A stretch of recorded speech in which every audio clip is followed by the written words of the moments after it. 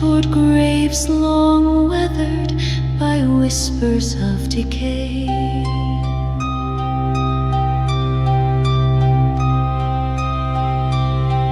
The road grew dark and all was deathly still, as scarlet braids hung from each humble windowsill. Townsfolk in haste crossed themselves when he drew near, their breath drawn short, their wide eyes spelled fear. They spoke of Petar in the ground, who fled his grave without a sound. He choked their breath in dead of night and drained them pale before first light.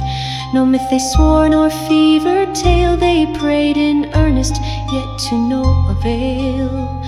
He died, then roamed by night once more, restless, undead, the dreaded Upir of yore.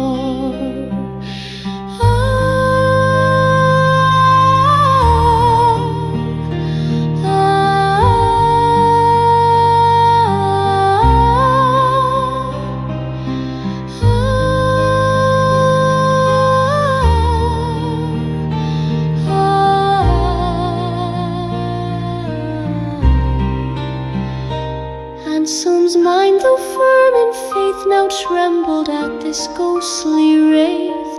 Could Holy Writ and reason shield a world with such dark truths revealed? They cracked his grave with shaking hands as dusk fell dismal on haunted lands.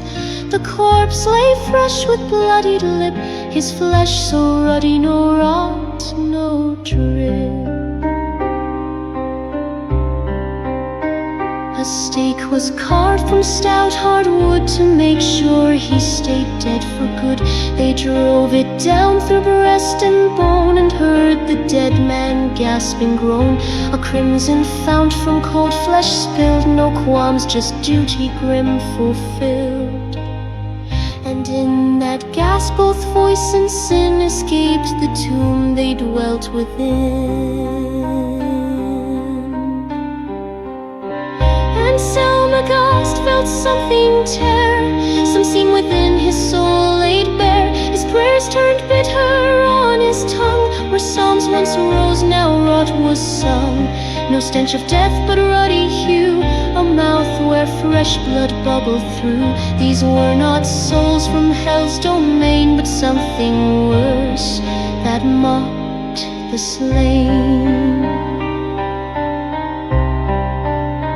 He spoke with priests of weary creed, who knew not why the dead might bleed. We fear no flames, one whispered low, but what the buried rise to show. Not demons clad in sulphur's thread, but saints half rotted, half undead. Not spirits, no, but something worse, a body bound beneath the grim curse. His tones once filled with truth and light now seemed but veils that mask the night. If God gave laws to soul and clay, why did that corpse not fade away? He had nightmares of fangs behind the veil, a dark Eucharist, its host moldy stale. Of altars cracked and drenched in red, the Savior hung, arms splayed, silent, dead.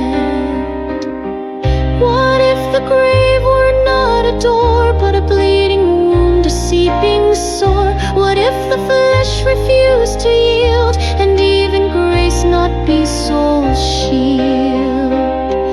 At dawn he packed his mind, unstitched his faith, now stained, his soul bewitched. He left with notes but dared not write the thing that prowled in dead of night.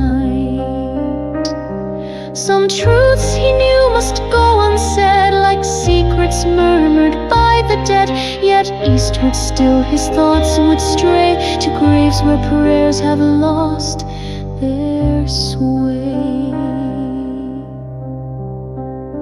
So if you pass through hallowed ground, yet hear no birds nor sacred sound, recall recall the priest who came and saw, and met the ones who scorned death's claw.